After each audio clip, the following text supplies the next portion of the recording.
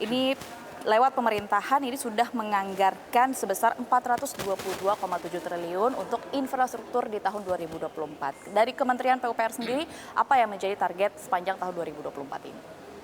Baik, terima kasih. Untuk Kementerian PUPR sendiri, anggaran yang dialokasikan lewat mekanisme DIPA reguler tahun 2024 147 triliun.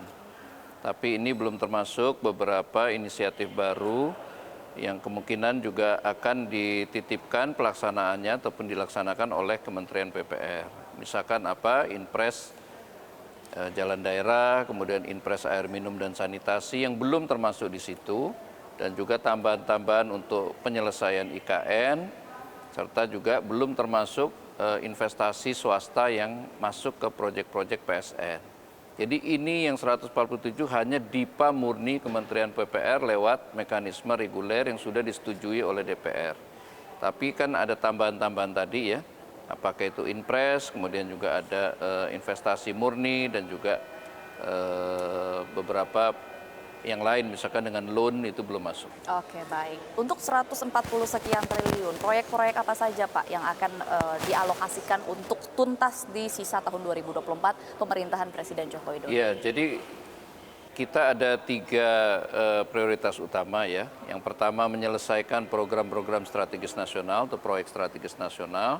Itu ada bendungan, ada jalan tol, ada spam, air minum ya. Kemudian juga proyek-proyek yang lain, misalkan untuk perumahan ya, program 1 juta rumah itu masuk dalam kategori program ataupun proyek strategis nasional, kita selesaikan. Yang kedua, kita juga menyelesaikan IKN ya, karena ini juga bagian dari undang-undang dan juga visi Pak Presiden untuk melihat Indonesia ke depan. Artinya dengan berbagai pertimbangan yang sudah sering kita diskusikan, IKN juga menjadi prioritas untuk ditangani oleh Kementerian PUPR di 2024. Kemudian yang ketiga, prioritas yang kita akan lakukan adalah melaksanakan inpres, ya, apakah itu inpres jalan daerah maupun inpres air minum dan sanitasi. Kalau inpres jalan daerah sudah keluar, inpresnya tahun 2023 sudah kita laksanakan, dan di 2024 kita akan lanjutkan inpres jalan daerah. Dan untuk bidang air minum dan sanitasi ada inpres baru yang baru keluar beberapa hari yang lalu, inpres 1 nomor 2024. Jadi itu yang menjadi fokus utama Kementerian PUPR di 2024. Oke, baik. Ini yang menarik adalah inpres terkait dengan jalan daerah. Sebenarnya rencana dari Kementerian PUPR sendiri, inpres ini akan berapa banyak jalan daerah yang termasuk di inpres ini, dan sebenarnya tujuannya apa Pak? Kenapa jalan daerah ini yang menjadi fokus pembangunan Kementerian PUPR? Ya, jadi inpres adalah instruksi Presiden. Jadi Pak Presiden ingin memanfaatkan momentum pasca COVID untuk mempercepat laju pertumbuhan ekonomi. Dan kita tahu bahwa kondisi jalan selama COVID itu mengalami penurunan kemantapan. Jadi banyak jalan-jalan produksi, jalan-jalan distribusi itu yang memang mengalami degradasi.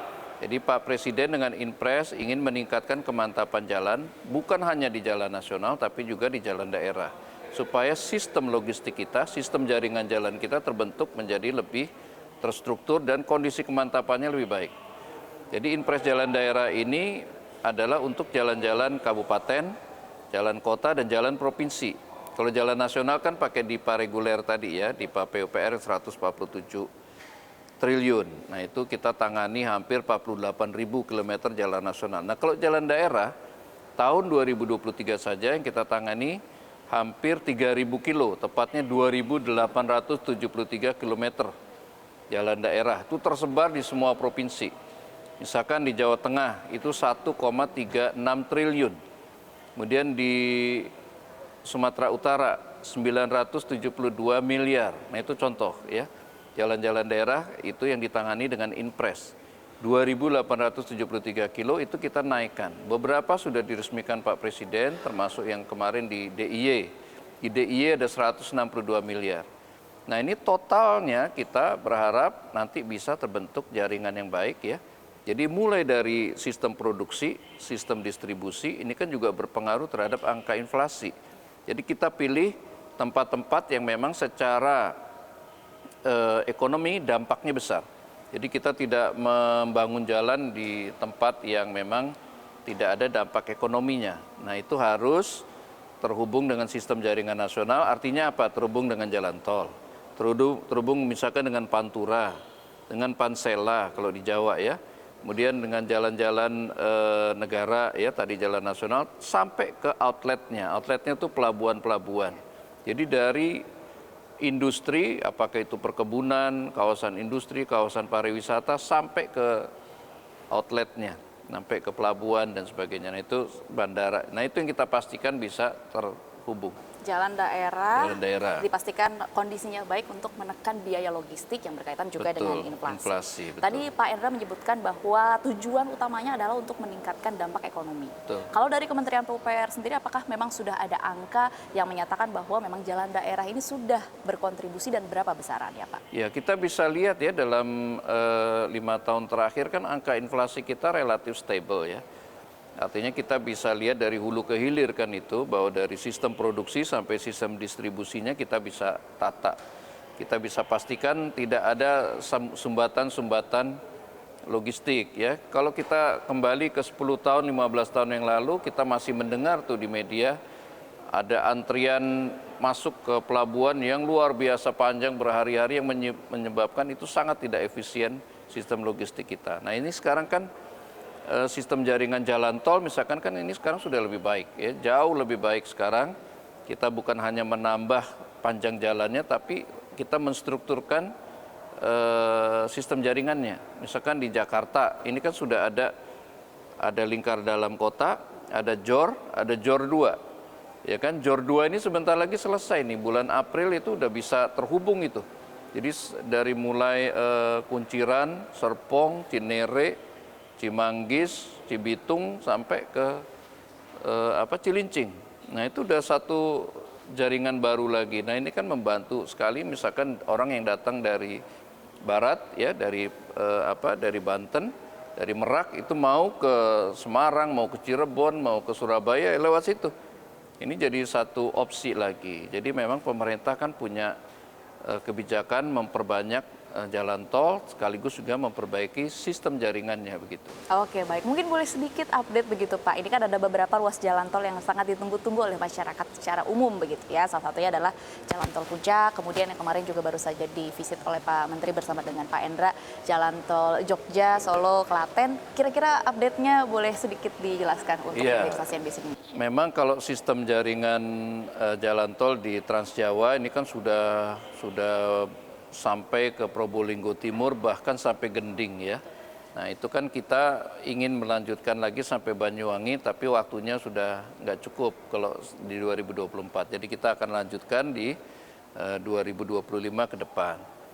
Kemudian itu pun sebagian sudah kita lengkapi dengan feeder-feedernya, misalkan Cisumdawu yang langsung ke Bandung, bahkan masuk lagi ke Pantura, ya kan. Kemudian dari Surabaya ke Malang, itu juga ada. Nah, kemudian yang sekarang juga kita sedang bangunkan dari Bandung mau lewat ke Tasik, ya kan? Nah itu, nah artinya bukan hanya sistem utamanya, backbone-nya, tapi juga feeder-feedernya.